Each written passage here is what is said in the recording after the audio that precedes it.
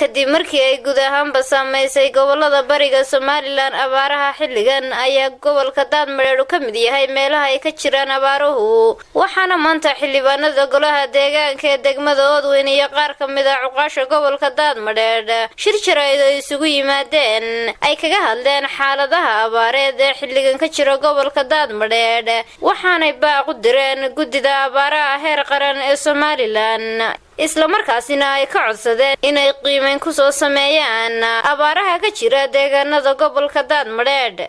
waxaan halkan ka jeedinaa baaq ah qaylo dhaan fog oo markii saddexaad oo markii afraad ay u kurgalayaan golaha deegaanku ay runtii xaaladda ka jirta deegaanka oo abaaraha waxa jira gobolku wuxuu ka kooban yahay 66 magaalo 66 ka magaalo runtii way qaasatan gobolka waxa soo food saartay xoolihii noolaa ee dadku iyo dunyaduba runtii haddii aan ilaahay raxmad degdeg ah siin ilaahay baan baryaynaa in runtii ay meel xumarayaan waxaan leenahay fadhiga laga kaco qolqoljoog iyo qolbajoogba xukuumadda laftigeeda gudida heer qaran ee abaarahan waxaan ku baaqaynaa way ammaanayeen shaqada ay qabanayaan ee qaranka u hayaan laakiin waxaad moodaa inaanay isku dheeli tirnayn xaaladda abaareed ee ka jirtay xoogaan badan oo ay gudida guud qaranku ay ka fahansatay Oodweyne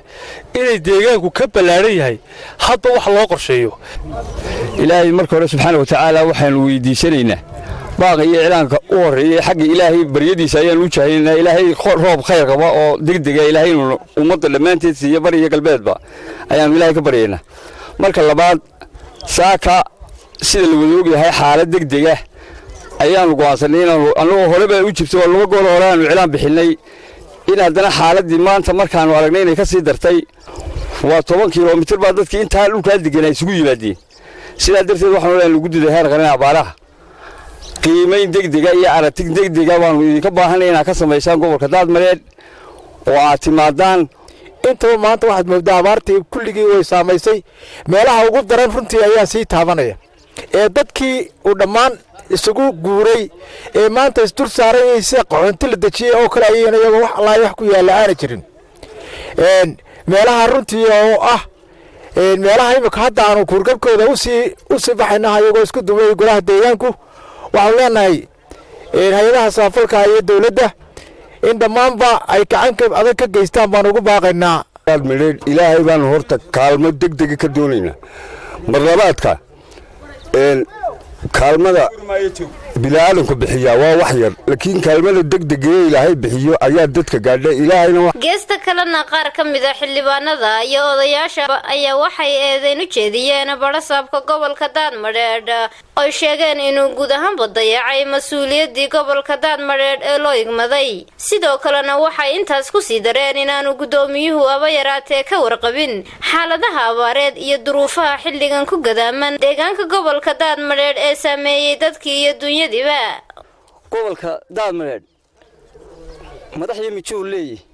madaxdii barasaabka u sareeyay barasaabka magacaabis la soo magacaabay mooyaane wax alla wax maanta uu leeyahay oo meeshan tayo iyo taweeno ugu filan yahay ma jirto haddaan hadalka runta laga sheegin wax ka xun baa laga sheegaya waxa la leeyahay barasaabaan soo magacawnay dawladdu ay keentay gobolka Daadmareer barasaab halkan ay leedahay ma jiro lamana soo magacaabin mana aanan arag gobolka intaas abaaru hayeen hal wareego kaliya kuma soo sameyn mano arag mana kala yaqaano maanta meel alla meel hadii wax laga weydiiyo halka uu joogo lagu su'aalana waxba ka garan maayo ilaahay baan baryaynaa horta gudida abaaraha iyadoo aanu la hadli doono haddana marka uu horeysay ilaahay baan horta baryaynaa inuu ilaahay abaarta naga jibiyo oo Soomaaliland oo dhan ka jibiyo oo Soomaaliyeenta joogtaba ka jibiyo ilaahay baan horta ka baryaynaa marka xigta gobolkan horta gudida abaaruhu ma taqaano gudida abaaruhu laamigay martaa rafka ha u soo baxdo hana la aragto diyaaradu waxaan hel lagama gudbi karo gobolkayga waxa kale aan leeyahay madaxweynuhu barasaabunu ayuu noo magacaabay mana naarag 8 bilood buu magacawnaa 8 bilood 7 maanu aragnu marba wasiir la socday wasiirka soo maray uu la socday waxaan ka hadlayaa madaxweyne barasaab gobolka Leeyahay Daadmareer oo 66 tuulo ka kooban iyo magaalo madaxda wax la yiraahdo barasaab ma laha kaad noo soo magacaawdayna mid jira maaha mid noo imanayana maaha 8 bilood 4 goor oo wasiir dabooldeeya baanu aragnay dalka ma yaqaan oo dadka ma yaqaan oo nin dareeyo maaha wuxuu ka shaqeeyaa kale daad mareerka ku qoray annaga naguma qorra naguma hadlaysaan nooleeman maayo